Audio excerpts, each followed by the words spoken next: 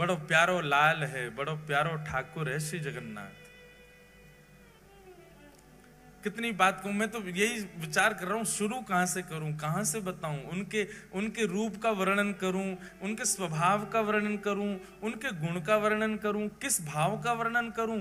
सब में रस ही रस है श्री जगन्नाथ जी के। अनंत वर्षों तक निर्गुणियों ने, बहुत ध्यान से सुनिएगा, अनंत वर्षों तक निर्गुणियों ने निर्गुण ब्रह्म की उपासना की। निर्गुण समझते हैं, निर्गुण ब्रह्म समझते हैं, जिनका रूप नहीं होता, जिनका कोई गुण नहीं होता, जिनका कोई स्वरूप नहीं होता, उनको निर्गुण कहते हैं। निर्गुण ब्रह्म के उपासक क्या करते हैं? नेत्र बंद करके बस बैठे रहते हैं और एक शून्य का दर्शन करते हैं। उनके ठाकुर का कोई ना तो नेत्र है, ना कान है, ना नाक है, ना मुख है, कुछ भी नहीं है।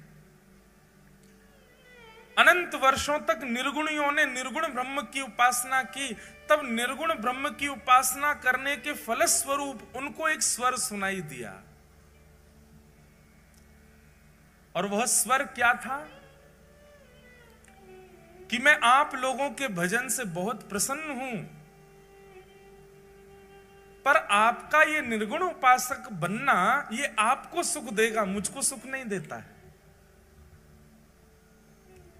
इससे केवल आपका पेट भर रहा है। निर्गुण की उपासना करके आप केवल अपनी इच्छा की पूर्ति कर रहे हो, अपने निर्गुण ब्रह्म की उपासना कर रहे हो, पर मुझे सुख नहीं मिल रहा है इससे। तब निर्गुणियों ने पूछा, तो फिर ठाकुर जी आपको सुख कैसे मिलेगा? बोले कि जब मेरे स्वरूप को तुम लाड़ लड़ाओगे, मेरे स्वरूप को तुम निलाओगे, मेरे स्वरूप को नचाओगे, मेरे स्वरूप के आगे कीर्तन करोगे, उछल उछल करके नृत्य करोगे, मुझे कुछ प्रस्तुत करोगे, तब तो मुझे सुख मिले।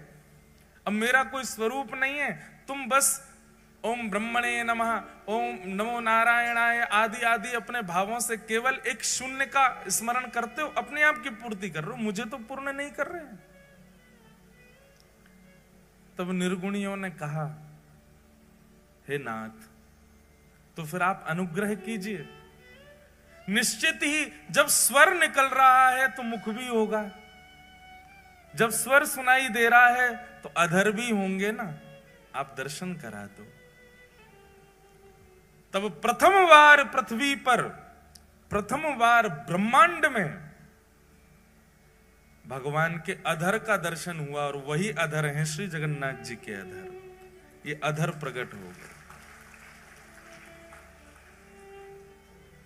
ब्रह्मांड में सबसे पहला सगुण साकार रूप यदि कोई आया है तो वो श्री जगन्नाथ जी का आया है। सबसे पहले अधर प्रकट हुए। अब देखो जगन्नाथ जी का रूप कैसा, पूरा काला है। ब्रह्मांड का स्वरूप कैसा है? निर्गुण उपासक करने उनका भी काला ही दृश्य रहता है। निर्गुण के उपासक जो होते हैं उनको काले श्याम ही श्याम दिखता, उनके नेत्रों में कोई रंग नहीं होता। तब श्याम वर्ण पर ये लाल लाल ओष्ठ अधर दिखाई दिए। जैसे ही अधरों का दर्शन किया निर्गुणियों ने, अधरों की बलैया लेने लगे। आहा, कितने सुंदर अधर, कितने मधुर अधर। तब निर्गुणियों ने प्रार्थना की, बोले अधर दिख गए हैं, स्वर है तो मतलब अधर हैं, तो अधर है तो उसका मतलब नेत्र भी होंगे। तो कृपा करके ठाकुर जी आप अपने नेत्रों का दर्शन कराओ। और तब श्री जगन्नाथ महाप्रभु के विशाल नेत्रों का दर्शन हुआ।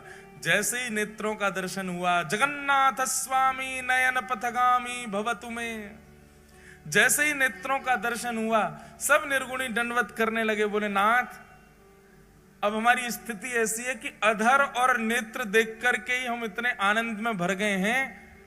स्थिति ये हो गई है कि इसके अतिरिक्त अगर आपका कोई और स्वरूप अब हमको इससे ज्यादा दिखाया गया तो प्राणी निकल जाएंगे, हम तो इन दोनों पे ही न्योछावर हैं।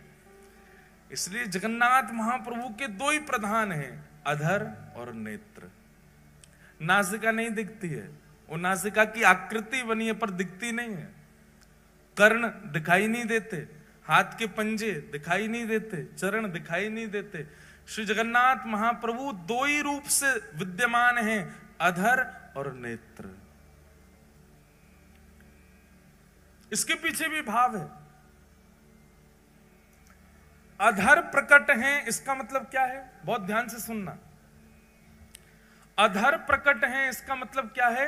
ये बोलवे वाले ठाकुर जी हैं, पर कुछ सुनने वालों होना चाहिए। कौन से ठाकुर जी हैं? बोलवे वाले ठाकुर जी हैं, बस कोई सुनने वालों चाहिए। ये सुनवे वाले ठाकुर जी ना, इधर देखो, यहां देखो, सब लोग कथा सुनो। सुनवे वाले ठाकुर जी ना है, ठाकुर जी के कान तो छुप रहे हैं, दिख ही ना रहे, केवल अधर। देखो वहां देखो, कहीं भी देखो, कहां पे जगन्नाथ जी के अधर ही दिखेंगे, अधर और नेत्र, जहां भी देखो स्वरूप में बोलवे वाले ठाकुर जी हैं। बस कोई भक्त में सामर्थ हो जो इनसे बुलवाए दे। और दूसरी बात, ये देखवे वाले ठाकुर जी हैं, और देखवे वाले भी ऐसे वैसे नहीं है। ऐसा देखवे वारो दूसरो ठाकुर ही ना है पूरे विश्व में। क्यों?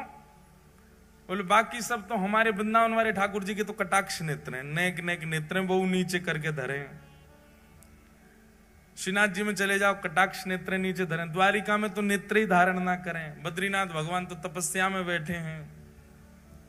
लेकिन जगन्नाथ प्रभु बोले एक तो नेत्र हैं, वो भी थोड़ी बहुत ना खोल रखे, इतनी जोर से खोल रखे कि महाराज कोई बच नहीं जाए मुंह से। बच नहीं जाए मतलब भय के कारण नहीं, बच नहीं जाए कहीं मतलब मेरे नेत्रन से कोई चूक के चलो नहीं जाए, मैं सबको देख लूं। और इतने में भी इनका बस नहीं चला, तो फिर कहा किया? बोले अपलक हो गए। पलक ही नहीं बनवाई महाराज अपनी, कहीं श्रम होने के कारण मुंह को पलक झपकनी ना पड़ जाए। वह समय कोई वैष्णव सामने और मैं वह को नहीं देख पायो, तो